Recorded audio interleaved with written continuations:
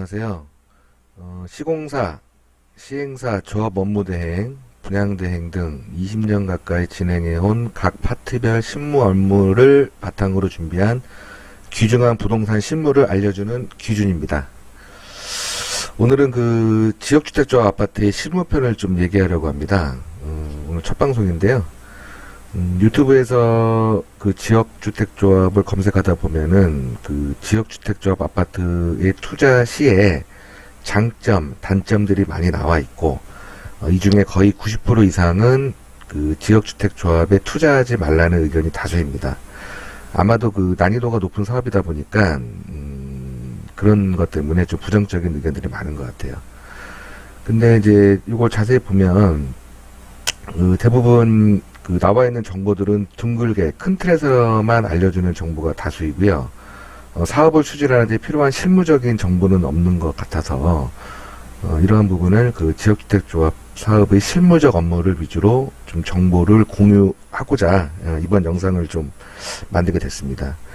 우선 그 일반 투자자 및 조합 아파트를 생각하고, 그러니까 일반 투자자들 분이나 그다음에 조합 아파트를 현재 이제 조합에 가입하려고 생각하고 계신 분들은 본 영상을 보시면서 그 지역주택조합의 장점 및 단점을 확실하게 알고 계시면 왜 전국적으로 그동안 그토록 많은 지역주택조합 아파트 사업이 추진되었는지, 또 시공사들은 현재도 여전히 지역주택조합 아파트 공사를 많이 선호하고 있는데 그러한 이유가 무엇인지, 그 다음에 향후 아파트 공급은 어떤 방향으로 되어갈 것인지 등 향후 변해가는 부동산 그 주택시장도 예상되어지지 않을까 좀 합니다. 자, 그럼 우선 그 1편으로요. 그 지역주택조합 사업의 첫 단추인 추진위원회 구성에 대해서 알아볼까 합니다. 지역주택조합 사업은 알면 돈이고요. 모르면 독이다라는 그 표현이 딱인 것 같습니다. 그럼 추진위 그 위원회 구성에 앞서서 간단하게 지역주택조합 아파트란 무엇인가에 대해서 아주 간단하게 정의를 좀 알아볼까 합니다. 자, 즉 지역주택조합 아파트란 그 개인이 본인의 주택을 마련하기 위하여 결성하는 조합입니다. 자, 이건 아주 중요한 얘기인데요. 즉 조합원 개인이 사업의 주체가 되는 것입니다. 조합원 개인이 사업 주체다 보니 당연히 모든 책임은 조합원 개인이 지게 되는 것입니다. 이런 부분을 좀, 이제 이런 리스크를 좀 줄이기 위해서 전문적인 업무 대행사들이 좀 필요한 것이고요. 과거에는 그 업무 대행사 자격 요건이 없었어요. 근데 2017년도에 그 63주택법이라고 새로 주택법이 그 개정이 되면서 이제 뭐 업무 대행사, 그러니까 시행 대행이죠. 그 업무 대행사의 자격 요건이 좀 강화됐습니다. 그 다음에 이제, 뭐 뒤에서 제가 또 말씀드리겠지만, 이런 부분을 좀 잘 알고 해당되는 지역에 조합 아파트에 좀 투자를 한다든가 좀 가입을 하시게 되면 조금 더 유리하게, 그 다음에 손해를 안 보는 선에서 좀 진행되지 않을까 합니다. 그래서 지역주택조합이란 그 무주택이거나 주거 전용 면적 85제곱미터 이하 한 채, 이 소유자인 세대주의 내 집 마련을 위해 일정한 자격 요건을 갖춘 조합원에게 청약통장 가입 여부와 관계없이 주택을 공급하는 제도입니다. 자, 여기서 가장 중요한 게 세대주인데요. 다음 장을 보시게 되면, 조합원의 자격이 있습니다. 근데 이 조합원의 자격도, 이제 여기 보시면 뭐 주택법 시행령 제21조에 다 나와 있어요. 그래서 뭐 대부분 뭐 세대주여야 한다, 무주택이어야 한다, 85제곱미터 이하의 뭐 주택 한 채만 소유해야 된다. 그 다음에 해당 지역에 6개월 이상 계속해서 거주하여 온 사람이 한다. 뭐 이런 이제 구체적인 내용 말고 이 조합원의 자격을 설정하는 기준이 있습니다. 자, 그 기준은 바로 조합 설립 인가 신청일 현재입니다. 자, 예를 들어서 뭐 1월 1일 날 뭐 조합 설립 인가를 신청을 했다. 그러면 그 신청하면은 이제 그 신청증이 나오거든요. 그 신청한 필증이. 그 날로부터 이제 조합원 자격을 다 된다고 보시면 됩니다. 그 날로부터. 그러나 그 이제 서울 일부 그 수도권 쪽에 해서 그 투기가을 지구 안에 있는 조합 주택의 경우에는 신청일 1년 전의 날입니다. 그러니까는 2020년 예를 들어서 뭐 1월 1일 날 조합 설립 인가 신청을 했다.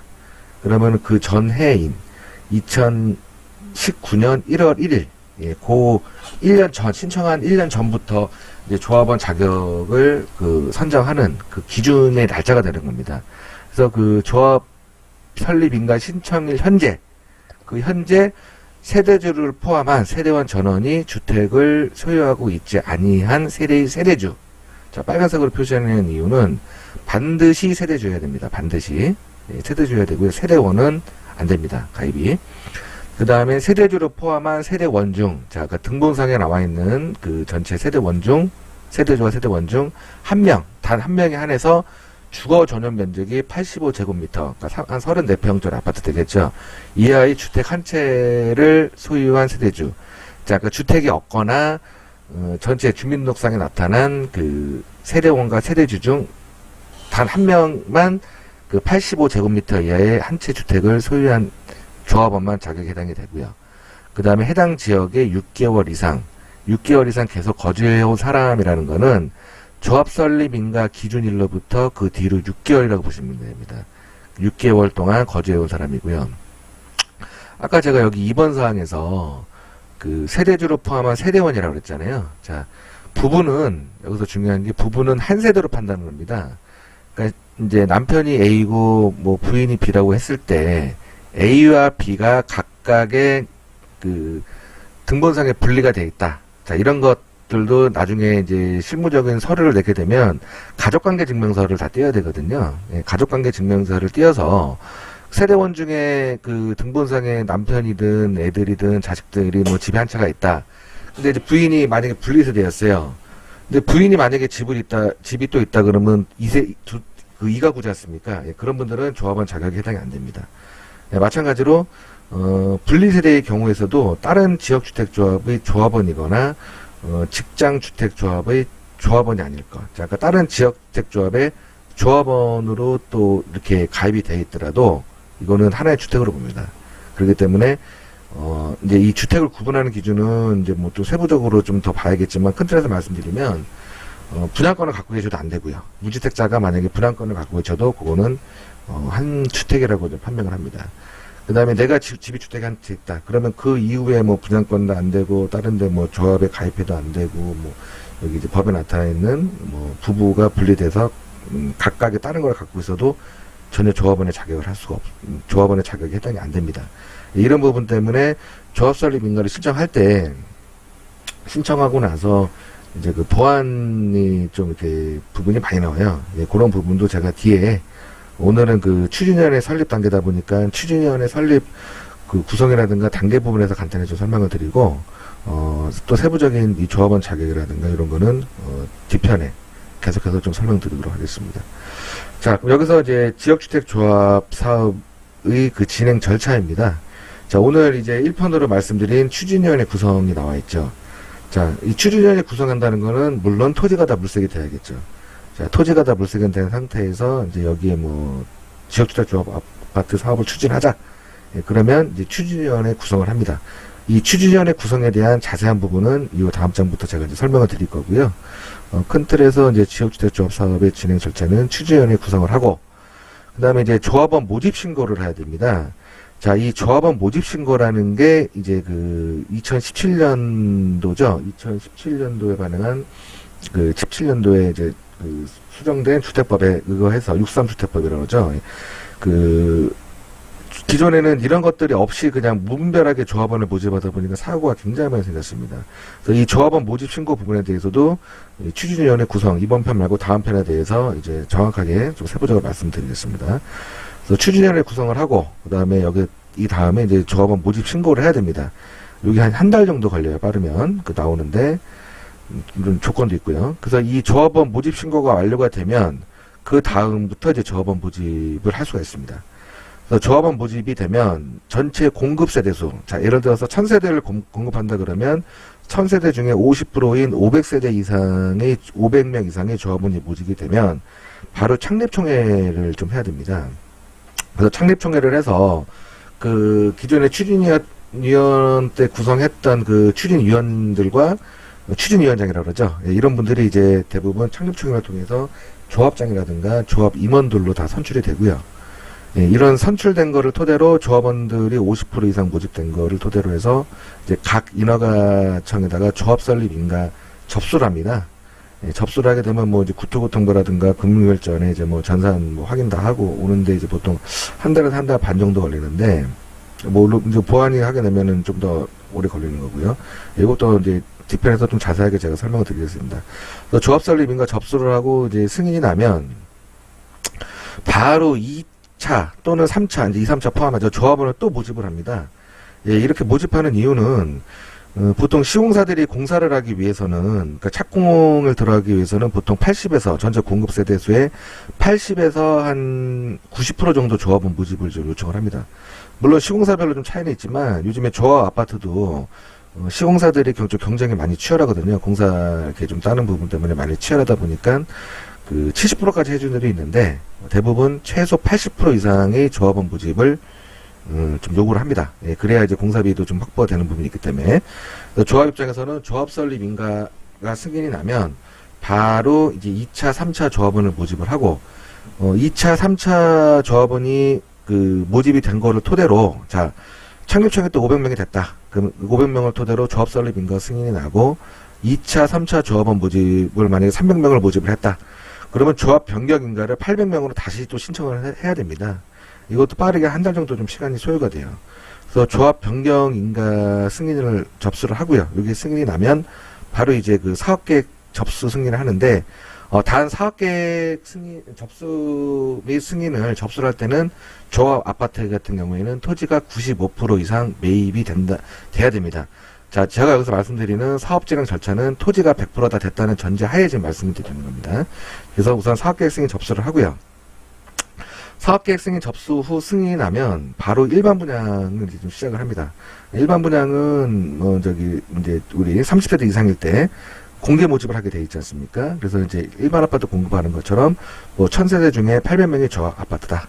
그러면 나머지 200세대에 대해서는 이제 입주자 모집 공고 분양 신고를 해서 일반 아파트를 분양하는 것처럼 이제 일반 분양 청약을 받고 일반 분양을 진행을 하고요.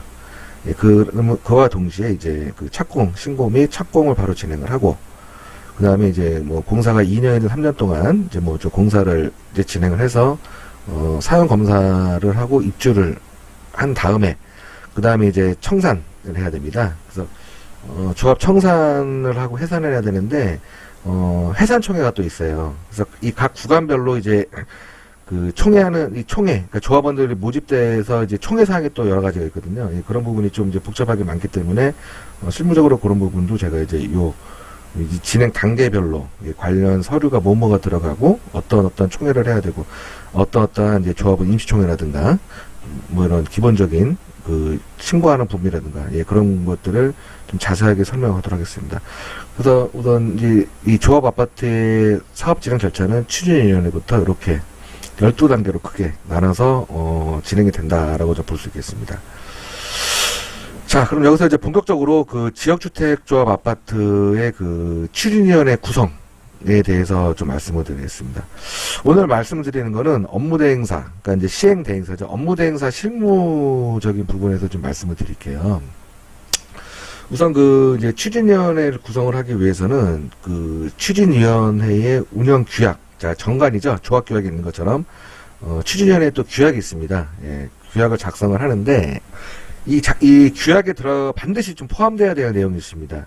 자, 보통 뭐가 있냐면, 명칭, 목적, 그 다음에 사업 시행 구역, 그 다음에 사무소 위치, 그 다음에 추진위원회의 업무, 그 다음에 이 추진위원회가 어떤 업무를 하는지, 그 다음에 추진위원회 운영 기간, 그 다음에 운영 규약의 변경, 그 다음에 위원회 선임 및 변경, 그 다음에 위원회 해임 및 자격 상실, 뭐 직무, 위원회 보수, 의결 방법, 재원, 승계, 법령 등의 이런 이제 여러 가지 좀 부칙이 들어가는 내용이 반드시 좀 들어가야 되고요. 그다음 두 번째로는 추진위원회의 창립총회 회의록이 들어가야 됩니다. 그래서 이 창립총회 회의록에도 좀 들어가야 될 내용이 있습니다. 우선은 뭐 회의일시는 당연히 들어가야 되고요. 언제 어디서 몇 시에 어떻게 했는지, 참석인은 누군지, 그 다음에 각 안건별이 좀 가결이 된 내용이 들어가야 됩니다. 회의록에. 그러니까 추진위원회 선정이라든가 운영 규약, 임원 선출, 그 다음에 추진위원장 직무사항 등이 좀 들어가야 되고요. 그 다음에 그 추진위원장 선임장이라는 것도 있습니다. 그러니까 추진위원장은 거의 뭐 100%가 추진위원장이 나중에 조합장이 되죠. 예, 그래서 추진위원장에 대한 대표자 선임장과 그 다음에 추진위원회 회의 참석에 대한 명부가 있습니다. 이 도장 다 찍은 부분도 이거 좀 반드시 필요한 거고요. 그 다음에 추진위원회의 결의서가 있습니다. 이 본 안건들에 대해서 다 의결이 거쳤다, 다 완료가 됐다, 라는 이런 이제 결의서기 때문에 이런 것도 반드시 좀 준비가 돼야 됩니다. 지금 말씀드리는 그 추진위원회 구성에 관한 뭐 운영 정관 규약이라든가 회의록, 그다음에 뒤에 나오는 여러 가지 그 샘플 자료는 제가 이메일 주소를 별도로 남겨드리겠습니다. 거기에 이제 실무 보시는 분들이 필요하다 그러시면 제가 메일로 샘플을 보내드릴 테니까 그 샘플에 이제 본인이 맞는 현장의 그 내용을 적어서 드시게 되면 이 사업을 추진하시는데 좀 많은 도움이 되실 것 같습니다. 그다음 세 번째로 이제 요게 다 준비가 되면 그 다음에 이제 그냥 간단해요. 그 해당 이제 그 사업지에 있는 그 관할 세무서에 좀 방문하시면 돼요. 근데 방문하실 때도 준비물이 들어갑니다.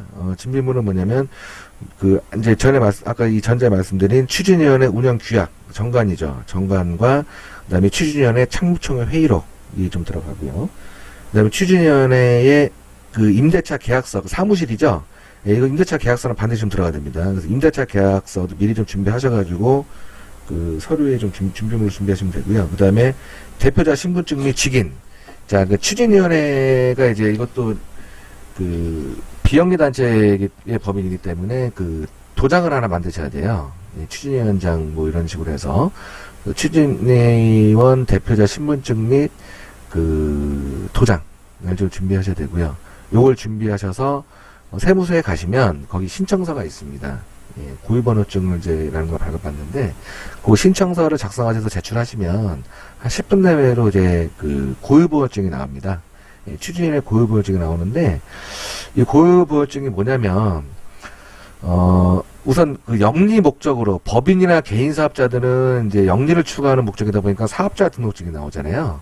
자, 근데 조합 같은 경우에는 비영리 단체입니다. 그래서 비영리 단체 또는 비영리 법인이 세무적 문제를 해결하기 위해서 발급하는 일종의 비영리 단체들의 사업자 등록증이라고 보시면 돼요. 예. 그래서 추진위원회의 고유 발급증이 있고요. 나중에 이제 조합 설립 인가 때 또 말씀드리겠지만 조합 설립 인가도 그 고유번호증이 나옵니다. 그래서 고유번호증으로 각 업체들 뭐 세금계산서도 끊어주고요. 그다음에 기타 이제 세금 관련 처리를 하는 거고, 뭐 또 추후 얘기지만은 이제 영리를 하는 부분이 있겠죠. 예를 들면 이제 단지내 상가라든가, 뭐 기타 부가세가 들어가는 아파트 일반 분양분이라든가, 그러니까 우선 단지내 상가라든가 이런 이제 아파트 그 조합에 대한 이런 부분을 할 때는 별도로 또 사업자 등록증을 내야 돼요. 예, 그런 부분은 뒤편에서 좀 자세하게 말씀을 드리고, 우선은 간략하게 이제 그 지역주택조합이 오늘은 그 지역주택사업의 추진위원회 구성에 관한 부분을 좀 설명을 드렸습니다. 제가 설명을 좀 드렸습니다. 그래서 오늘은 1편 여기서 마치고요. 2편은 이제 그 조합원 그 추진위를 설립한 다음에 조합원 모집 신고는 어떻게 해야 되는지에 대해서 이제 제 2편에서 또 말씀을 드리도록 하겠습니다. 감사합니다.